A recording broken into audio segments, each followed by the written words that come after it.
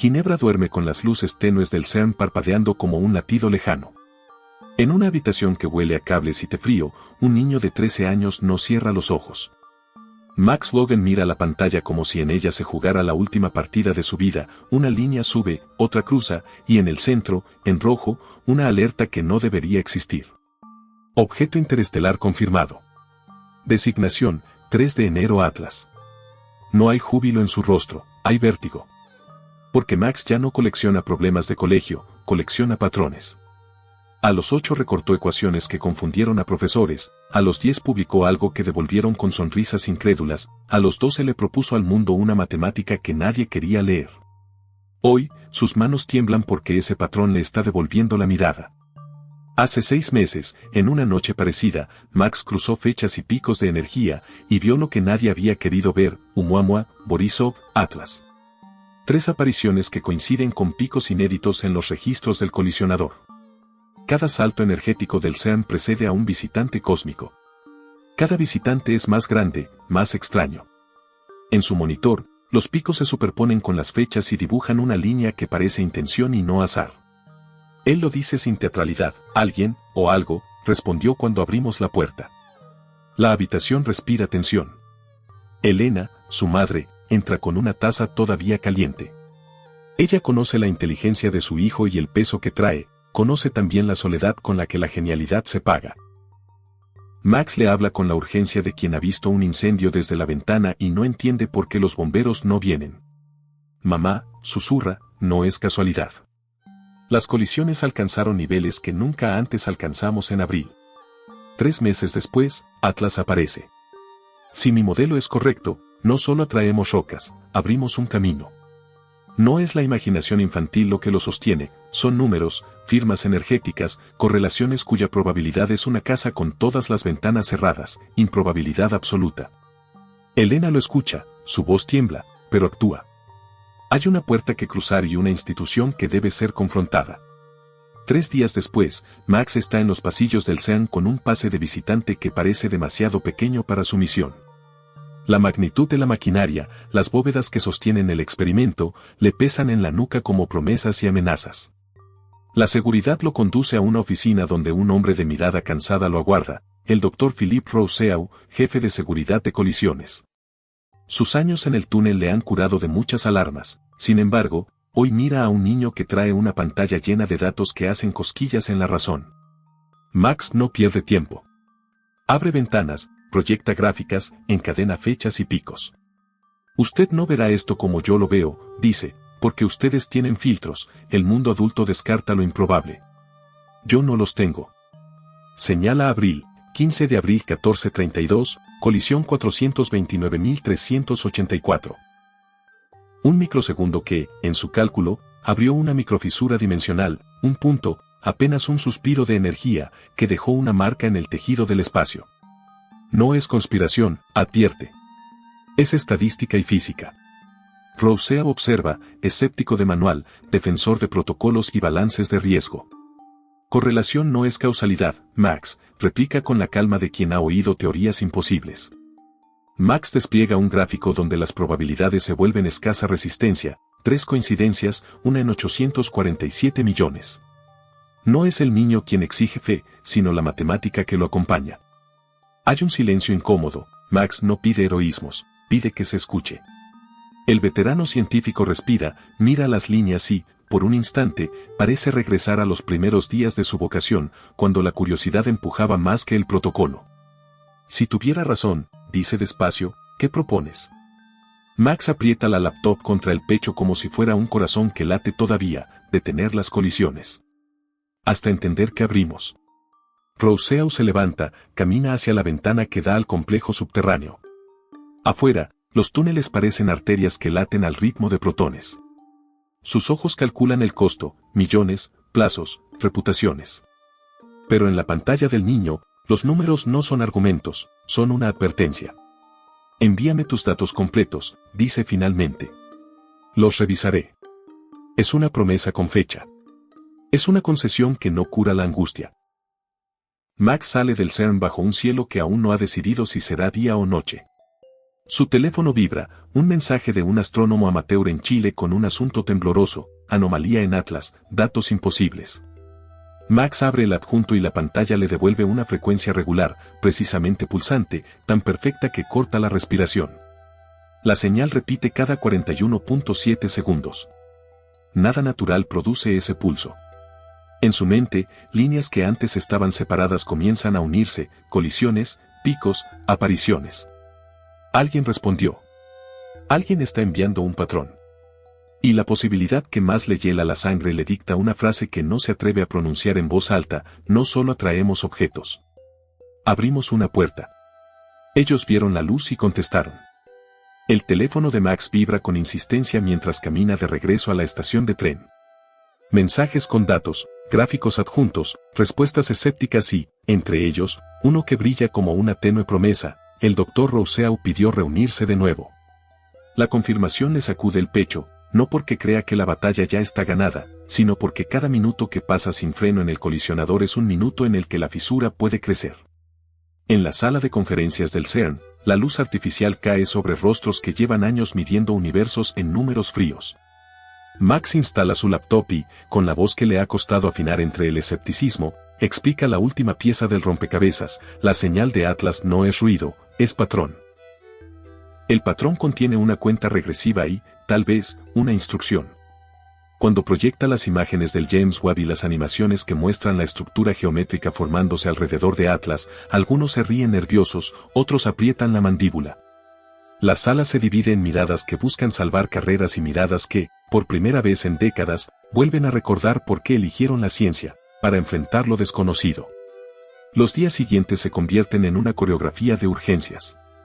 Rousseau consigue abrir puertas que habitualmente permanecen cerradas. La doctora Wei, una teórica china que habla poco y piensa mucho, examina las transmisiones con la calma de quien descifra lenguas muertas. Hammond, el veterano británico, pone su escepticismo al servicio de los cálculos de Max y, con gesto duro, reconoce que esto no es solo una hipótesis infantil. El equipo se forma de manera imperfecta, por afinidad con la verdad más que por protocolo: unos cuantos científicos, técnicos, ingenieros y el niño que, ahora, ya no es solo un nombre en un correo. Fuera, la política empieza a roer la paciencia de la ciencia. Filtraciones, quizá intencionales, quizá accidentales, colocan a los medios frente al CERN. Piden respuestas que ningún comité puede conceder en horas. Gobiernos exigen evaluaciones de riesgo, ministros cuestionan la continuidad de experimentos que, oficialmente, avanzan en nombre del conocimiento. Rousseau sufre la presión de representar a una institución que financia paradigmas enteros, pero él también observa en las pantallas la misma cuenta regresiva que mantiene a Max despierto. Si cerramos ahora, dice, perdemos años de trabajo. Si no cerramos, perdemos algo peor. Palabras que no sanan, solo obligan a elegir. En casa, Elena se enfrenta a otro tipo de urgencia: proteger a su hijo del peso que le exige el mundo. Lo ve comer en fragmentos, hablar en ecuaciones y dormirse en la consola como si la vida fuera ahora un problema técnico a resolver. Le toca ser madre y sostén. Algunas noches lo encuentra mirando una vieja foto de su padre, un nombre inscrito en la placa del túnel, una presencia que parece empujar a Max desde el pasado. No tienes que hacerlo solo, le recuerda Elena, y Max responde con la franqueza de quien ha aprendido que, a veces, la soledad es estrategia: si no lo hago, nadie lo hará a tiempo, mamá. La tensión escala cuando el equipo decodifica parte del mensaje final de Atlas: coordenadas exactas, una hora precisa y un patrón matemático que conjuga pi, primos y resonancias armónicas. La instrucción es precisa: una colisión en un punto, con energía y sincronía que el colisionador no fue diseñado para producir de la forma solicitada. Es técnicamente posible, pero solo si se rediseñan cientos de imanes superconductores y se generan condiciones de resonancia que rozan lo audaz e imprudente. Surge la disputa moral. ¿Tienen derecho a reconfigurar la máquina sin autorización gubernamental si ese acto puede salvar o condenar? Rousseau propone sopesar opciones. Hammond, con la vejez de quien ha visto sinceros desastres científicos, habla de protocolos y consecuencias. Max, más simple y más cruel en su lógica, responde: si esperamos permisos, la cuenta regresiva llegará a cero. El silencio que sigue pesa tanto como una sentencia.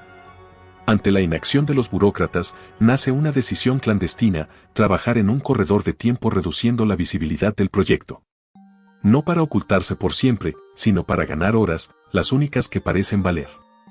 En una sala que huele a metal y al café de 1000 turnos, trazan el plan: redistribuir energía, crear un terceras virtual mediante resonancia armónica, calibrar 847 imanes con precisión de nanómetros.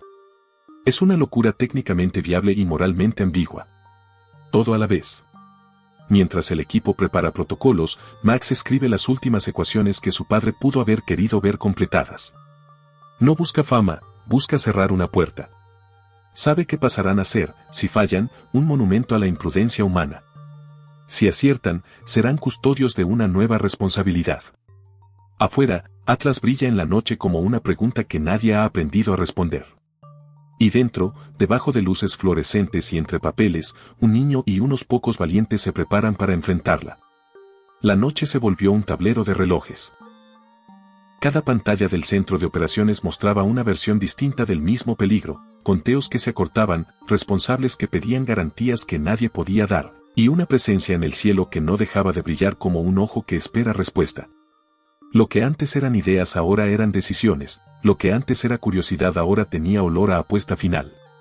La filtración llegó como un trozo de vidrio en la boca, un video breve, mal cortado, donde se veía a técnicos ajustando imanes con las manos temblorosas y a un niño que hablaba con voz cansada sobre cuentas regresivas.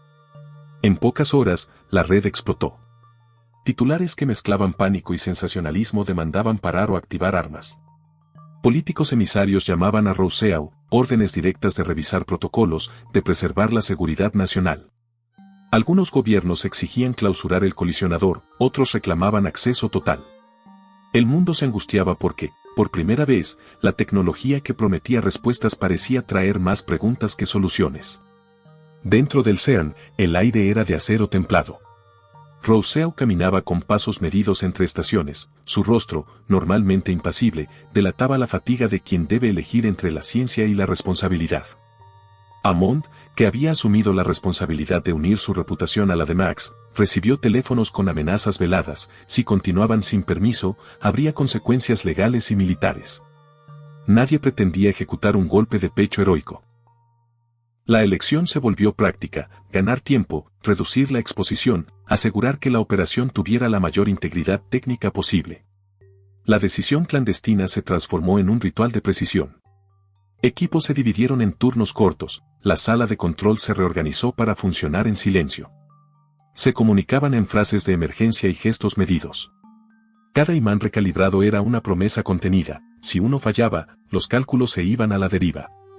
Los técnicos que antes hacían pruebas estandarizadas ahora trabajaban con la tensión de quien repara un puente mientras por debajo corre un río desbocado. La técnica y el miedo se mezclaban en un mismo pulso. Max, por su parte, dejó de ser la curiosidad que sorprende y pasó a ser la obligación que exige. Se movía por el edificio con una economía de palabras, dormía cuando podía, comía cuando encontraba tiempo, y no dejó de revisar ecuaciones hasta que sus ojos ardían. Había noches en las que la culpa y el orgullo se peleaban por su pecho: la culpa por poner a adultos en la cuerda floja, el orgullo por haber visto lo que nadie vio. En un momento, la madre se plantó frente a él en el pasillo del centro de operaciones, las manos temblando más por rabia que por miedo. «No puedes hacerlo solo», dijo Elena, con la voz que se quiebra de quien ha vigilado demasiadas ventanas.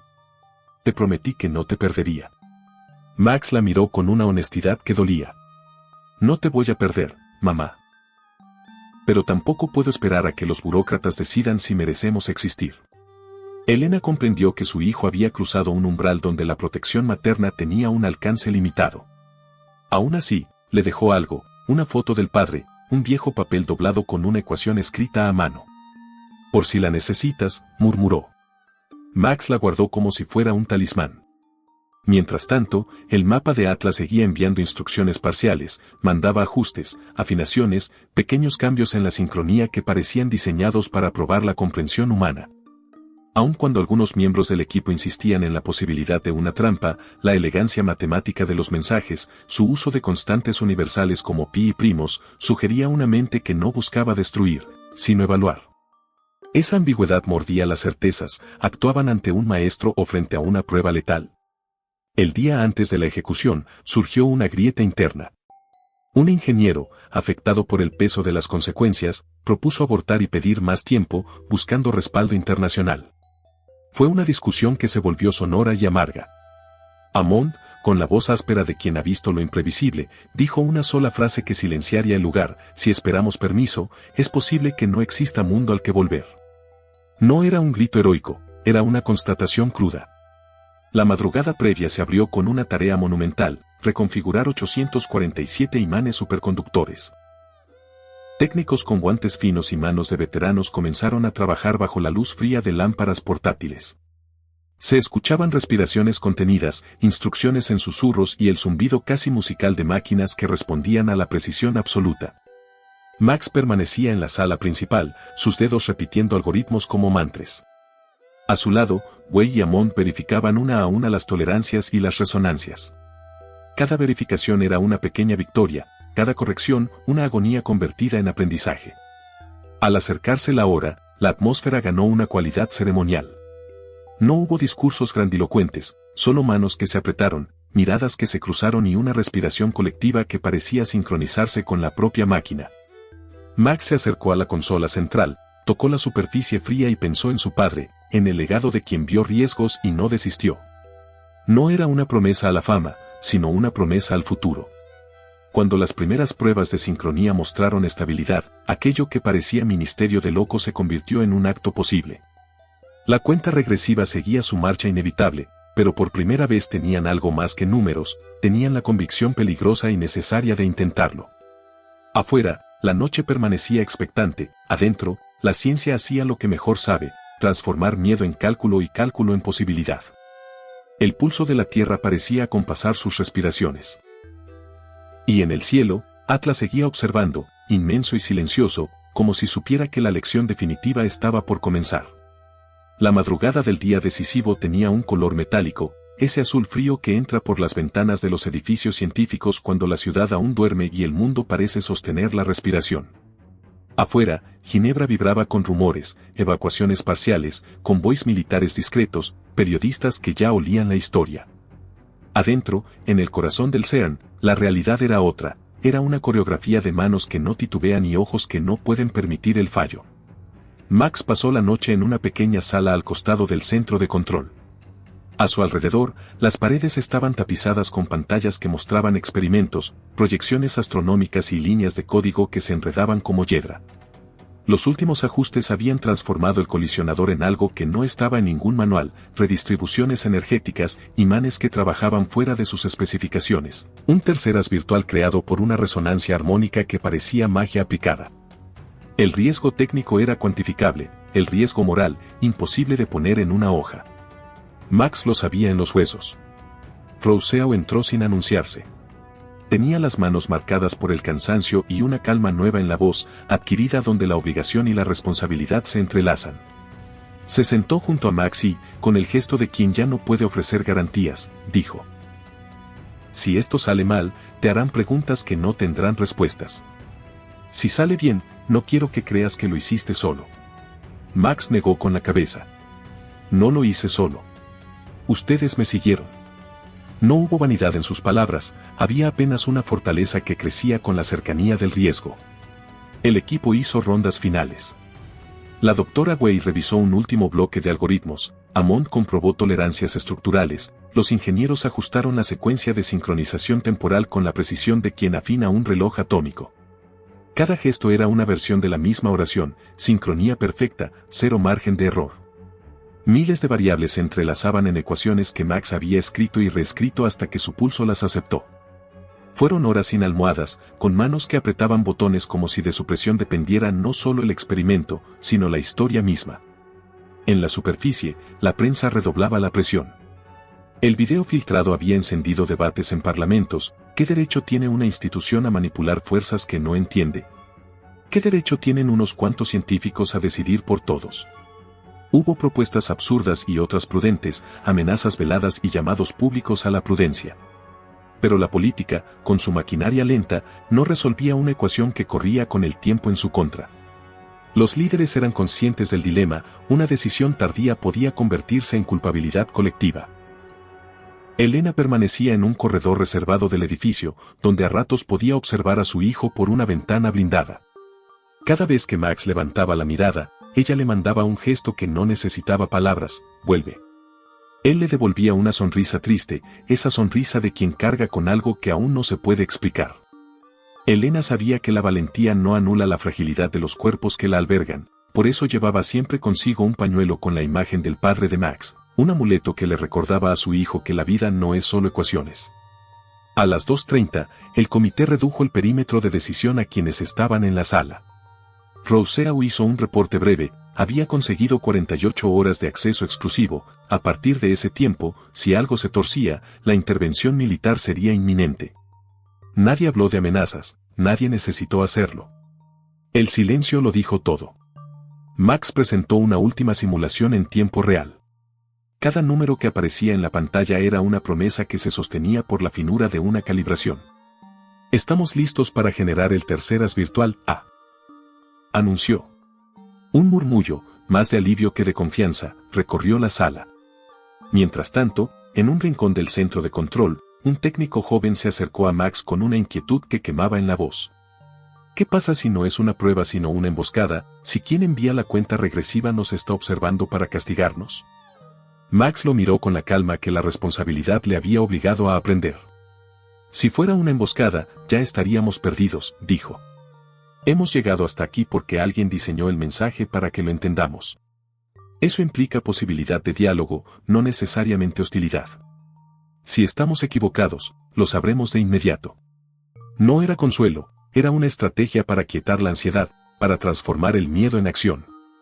Las últimas horas fueron un baile de decisiones pequeñas: ordenar evacuaciones controladas, asegurar backups críticos, habilitar ventanas de abortaje con contadores de microsegundos.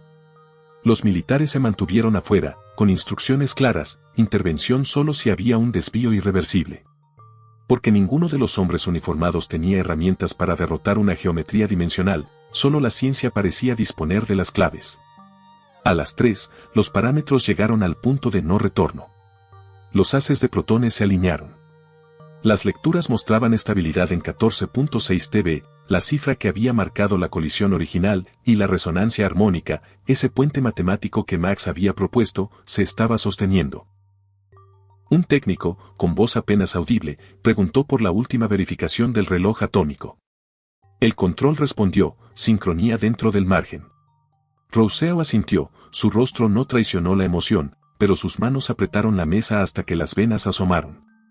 En la sala, las conversaciones se volvieron monótonas. En el exterior, el mundo esperaba noticias con el pulso acelerado.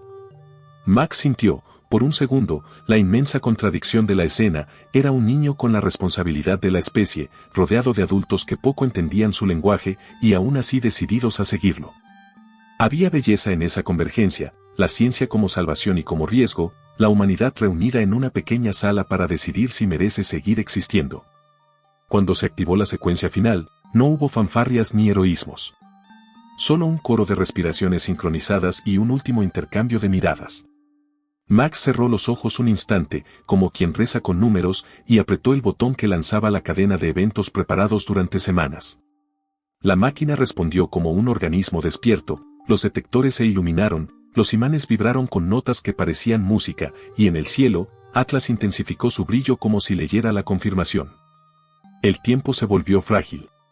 El contador en la pantalla comenzó a marcar los segundos decisivos.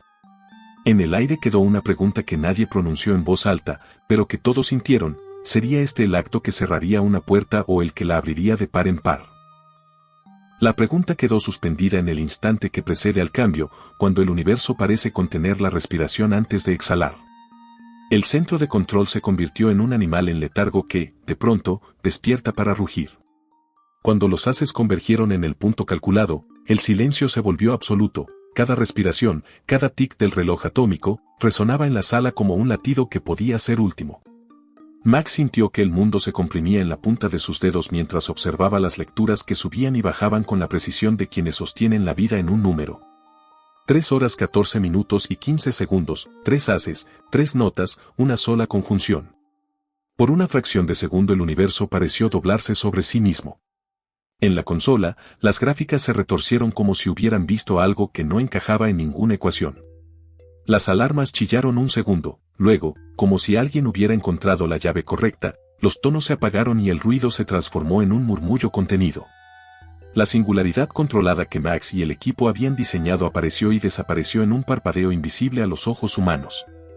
Fue un acto tan breve y absoluto que muchos no supieron si habían imaginado el estallido de luz que recorrió las pantallas. Las lecturas, sin embargo, comenzaron a normalizarse.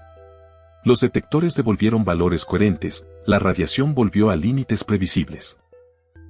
El tejido del espacio, según los instrumentos, había dejado de mostrar la herida que los picos de abril habían abierto. Un técnico, con voz temblorosa, confirmó lo que todos deseaban oír: colisión finalizada. Sin fisura residual. Sin radiación anómala. El silencio que siguió fue de incredulidad más que de alivio. Rousseau fue el primero en levantarse, caminó hasta donde estaba Max y lo abrazó con una brusquedad que hablaba de temores antiguos y de derrotas evitadas por los pelos.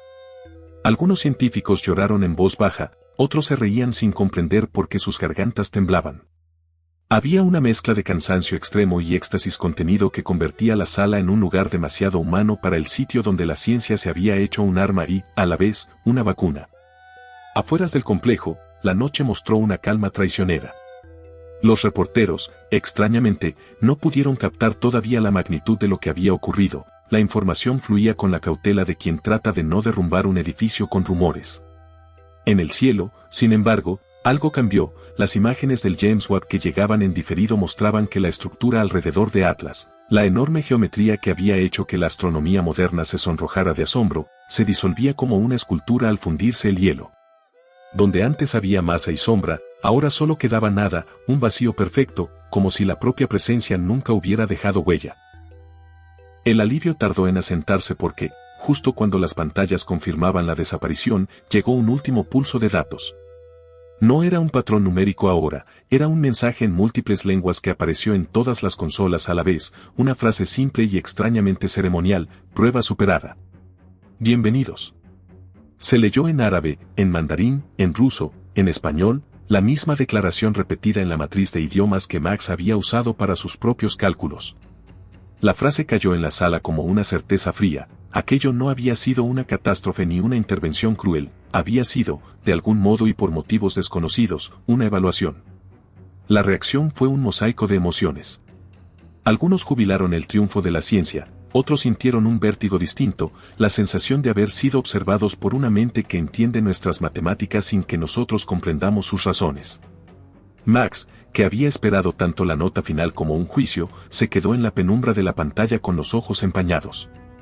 No había alegría incontenible ni celebración, había una mezcla de respeto tembloroso y de miedo a lo que ese bienvenidos implicara.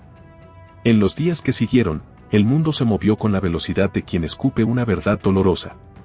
Gobiernos, que habían temblado de miedo, ahora se turnaban para felicitar y para exigir explicaciones. Rousseau, con tono más sereno, declaró ante cámaras y comités que el colisionador había sido operado en condiciones excepcionales y que la situación se había resuelto gracias al trabajo conjunto de científicos de varias naciones. Hubo preguntas incómodas sobre la decisión de actuar sin consenso político, hubo acusaciones de imprudencia. Pero entre los reproches, un hecho indiscutible emergía: la puerta se había cerrado. Max fue llamado a audiencias, conferencias y salas de prensa. En cada aparición la gente buscaba la figura que había decidido por la especie. Para algunos era un niño que había cometido una temeridad, para otros, el salvador improbable. Él no buscó elogios. En su corazón pesaba algo más complejo, la certeza de que lo ocurrido era apenas el primer capítulo de algo mayor. En su ordenador quedó un registro final del intercambio, una secuencia que mostraba la cuenta regresiva convertida en fecha y la palabra final que anunciaba la prueba. Max la había visto antes que nadie, pero ahora el resto del planeta también la conocía.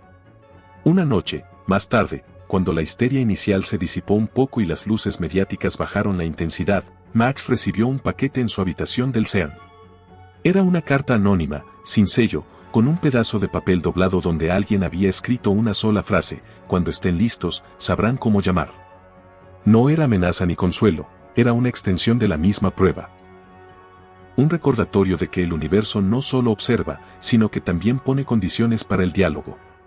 Max la leyó con manos que no dejaban de temblar y supo, con la claridad terrible que lo había guiado hasta ahí, que lo que habían hecho no cerraba una puerta para siempre, la había trancado con llave, pero la llave existía. En la calma posterior, entre debates y felicitaciones, surgió una pregunta que no admitía respuesta sencilla: ¿qué implicaba haber pasado la prueba? Los más optimistas vieron una oportunidad para establecer un diálogo, los más temerosos advirtieron que habíamos quedado en deuda con entidades cuyo criterio desconocíamos. Para Max, la respuesta no era simple. Miró las estrellas y, por primera vez en semanas, se permitió imaginar un futuro en el que la humanidad conversara con inteligencias más antiguas. También entendió que esa conversación requeriría algo más que curiosidad, responsabilidad. Había, además, una herida que no sanaba con aplausos.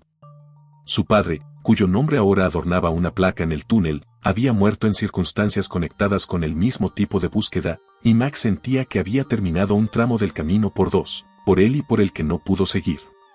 Cuando Rousseau le tocó el hombro en un gesto que mezclaba orgullo y pena, el joven entendió que la ciencia le había dado una familia nueva, gente que había decidido compartir el riesgo, y también una pesada carga moral: enseñar a la humanidad a no repetir los mismos errores.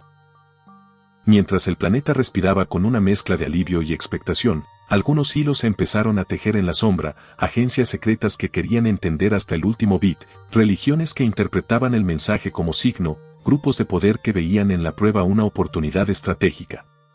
La calma fue, en ese sentido, apenas el silencio antes de otra posible tormenta. Max lo sabía y, con la madurez que la experiencia le había robado a su infancia, empezó a pensar en algo que fuera más allá de salvar al mundo una vez, un sistema que evitara que volvieran a abrirse puertas sin preguntar. Pero esa era ya la siguiente batalla. La luz que siguió al silencio del colisionador fue lenta y extraña, no fue una celebración inmediata, sino una apertura gradualmente iluminada donde la responsabilidad y el asombro ocuparon el mismo lugar. Max volvió a casa, pero ya no le cabía en la habitación de antes, llevaba consigo los ojos del mundo y un cansancio que nadie podría medir en horas de sueño. Elena lo esperaba con los brazos abiertos, pero también con la conciencia de que la vida de su hijo ya no era exactamente suya. Él sonrió, agotado, y en esa sonrisa se colaba la gravedad de quien sabe que el acto más heroico puede ser, a la vez, la semilla de nuevos compromisos. Los meses posteriores tuvieron la textura de la reconstrucción, comités, informes, debates que rozaban lo filosófico y lo técnico.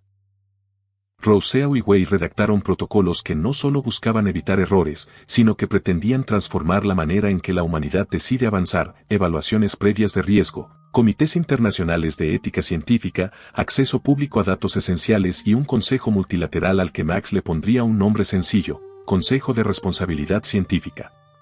No fue una solución mágica, fue, más bien, una decisión colectiva de aceptar que el conocimiento sin marcos de prudencia se convierte en peligro. La figura de Max se volvió un emblema incómodo y necesario. Fue llamado a hablar ante la Asamblea General de las Naciones Unidas, su voz adolescente, ahora templada por la experiencia, dijo lo que muchos pensaban pero nadie había dicho con tanta claridad: no se trató solo de cerrar una puerta. Se trató de asumir que nuestro progreso exige sabiduría para acompañarlo. Sus palabras no curaron miedos, pero plantaron una obligación: mirar antes de tocar, preguntar antes de empujar. Los reconocimientos llegaron: honores, premios, una placa en el túnel del colisionador que ahora también llevaba el nombre de su padre. Para Max, el galardón más pesado no fue el metal ni la condecoración, sino la memoria viva de un hombre que había pagado con la vida la búsqueda de respuestas. A veces, cuando tocaba la placa con la yema de los dedos, sentía la continuidad de un hilo que unía generaciones que se atrevieron a mirar más allá de lo aceptado. Era consuelo y recordatorio. La ciencia puede ser noble, pero también exige precio y responsabilidad. En paralelo, se abrieron debates que no se resolvían en comités, religiones que buscaban signos, gobiernos que consideraban el control estratégico de descubrimientos, ONGs que pedían transparencia y ciudadanos que reclamaban voz en decisiones que afectan a todos.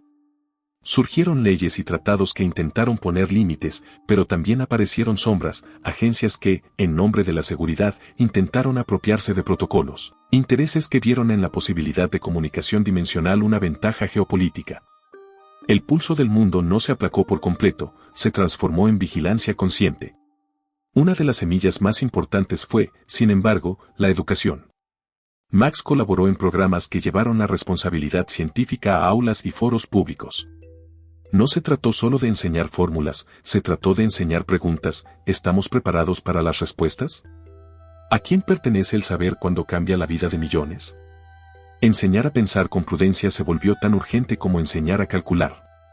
Esa filosofía germinó en universidades, laboratorios y en la nueva red de revisión global que surgió para supervisar experimentos de alto riesgo. En lo íntimo, la vida de la familia recuperó espacios pequeños que la fama no supo colonizar del todo. Elena volvió a obligar a Max a comer sin pantallas, a Roberto, un antiguo amigo de la familia que se ocupó de arreglar desperfectos domésticos. Le costó aceptar que el niño prodigio jugara otra vez en el patio. Max, por su parte, aprendió a alternar la responsabilidad con la risa, a dejar que su infancia respirara entre conferencias y protocolos.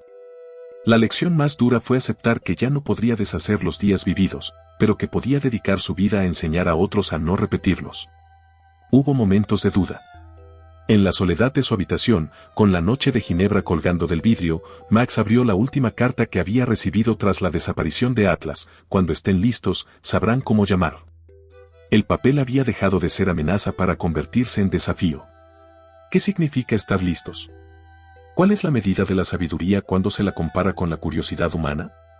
Max no tenía respuestas completas, pero supo algo esencial. La preparación exige más que prohibiciones, exige instituciones que integren la ciencia, la ética, la cultura y la deliberación pública. 3 meses después del incidente, el Consejo de Responsabilidad Científica presentó su primer informe, protocolos detallados, auditorías obligatorias y un sistema para involucrar comunidades y expertos independientes en decisiones críticas. El mundo aprobó el marco a medias, con reticencias y compromisos políticos, pero lo aprobó. Fue un comienzo imperfecto, palpable y, sobre todo, humano. Se inauguró así un pequeño nuevo contrato social entre la curiosidad y la prudencia. El cierre final del episodio no fue un acto espectacular, sino una escena doméstica, Max y su madre en el patio de la casa familiar, un atardecer tibio que teñía las tejas de naranja. Él dibujó en la tierra con un palo, trazó figuras simples y luego una línea que llamó puerta. Elena lo observó, recordando noches de angustia y días de decisión. Max, sin solemnidad, dijo, no se trata de cerrar puertas para siempre. Se trata de aprender a tocar la llave con cuidado. Ella le apretó la mano y juntos miraron al cielo, con la conciencia de que la humanidad había pasado una prueba, pero que la vigilancia y la educación serían la mejor herencia para las generaciones que vendrían. La última imagen es serena y a la vez prometedora, no la del héroe que lo ganó todo, sino la de un niño que crece con la responsabilidad de enseñar al mundo a no repetir los errores, la de una sociedad que, tras un sobresalto mayúsculo, decide hacerse cargo de su propia capacidad de analizar riesgos. Atlas había sido la llamada, la respuesta fue humana, imperfecta y necesaria. Max, mirando la noche, supo que la próxima prueba sería más difícil, no por la potencia tecnológica, sino por la necesidad de congregar sabiduría, ética y coraje en igual medida. Y con esa certeza, volvió a su mesa, encendió la luz y escribió, protocolos, lecciones y preguntas. Porque la puerta estaba cerrada, sí, pero la llave, ahora, tenía guardianes.